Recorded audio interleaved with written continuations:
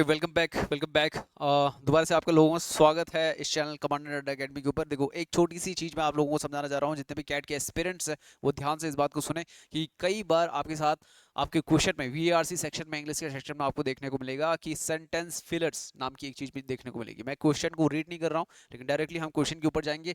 आपको ये ध्यान देना है कि जो सेंटेंस है आपके सामने, ये जो सेंटेंस है, पर्टिकुलर सेंटेंस आपको क्वेश्चन में दे रखा है कि ऑप्शन नंबर 1 2 3 4 में से कौन से ऑप्शन में आपको इसको सुटेबिलिटी के अनुसार फिलर की तरह यूज करना है, कौन सी जगह पे आप यूज कर सकते हो। इन 1 2 3 4 की जगह किस जगह आपको फिल करना है। देखो, सेंटेंस क्या है, बोल रहा है द डिस्कवरी हेल्प्स, किसी डिस्कवरी के बारे में बात हो रही है। ये हेल्प करती है to explain archaeological similarities between the palaeolithic peoples of China, Japan and America's.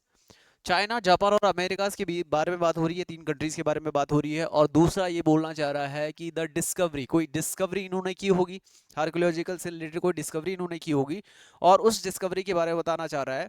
तीन कंट्रीज का इसने जिक्र किया है।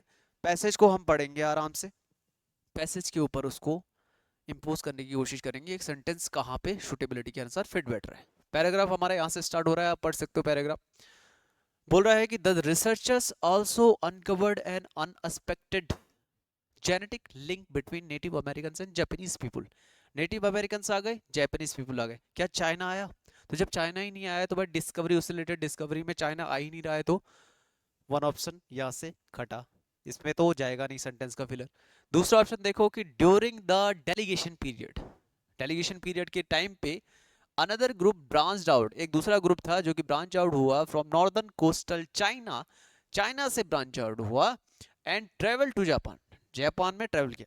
क्या चाइना से निकलने के बाद और जापान के बीच में, चाइना और जापान के बीच में ट्रेवल करने के दौरान क्या वो डिस्कवर कर देंगे कोई भी चीज? ऐसा तो कहीं जिक्र नहीं हुआ। ऑप्शन नंबर 2 भी होगा नहीं।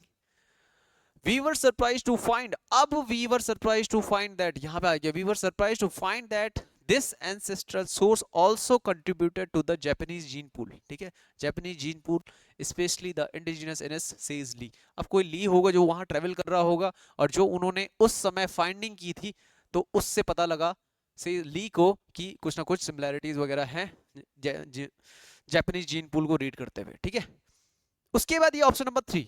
अब इन्होंने किस किस का, चाइना का भी जिक्र हो चुका है, जापान का भी जिक्र हो चुका है, अमेरिका का भी जिक्र हो चुका है। और ये जो फाइंड टू फाइंड दैट का बोल रहा है ना, फाइंड दैट जैसे इसने बोल दिया, यानी कि उसने डिस्कवरी की है। तो जब उन्होंने, उनको ये पता लगा होगा, जब उन्होंने ये खोज की होगी, तभी तो आप वो डिस्कवरी नाम को यहाँ पे सजेस्ट कर सकते हो। इसका मतलब option number 3 is going to the right answer. आपको ऑप्शन नंबर 4 की तरफ जाने की अभी जरूरत नहीं है। बट अगर आपने ऑप्शन नंबर 3 में टिक मार दिया, लेकिन अगर आप कल के दिन ऑप्शंस में जाओगे ना, ऑप्शन को हिट करने के लिए जाओगे, तो उसने ऑप्शन नंबर 3 बोला है, और आपको लगेगा कि सर ऑप्शन नंबर 3 यानी कि सी में मार के आ जाओ, वो गलत हो जाएगा। उसको बड़े ध्यान से देखना, ऑप्शन नंबर सी के साथ नहीं जाओगे।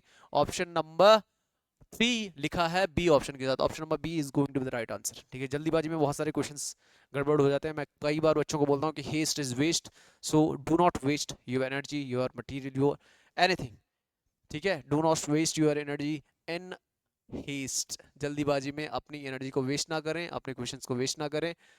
जो उसके साथ होस्ट भी जरूरी है। Option number B is going to the right answer. I hope you have enjoyed the session, और ऐसी शॉर्ट ट्रिक्स, शॉर्ट वीडियोस के लिए आप इस चैनल को सब्सक्राइब कर सकते हैं। जय हिंद, जय भारत।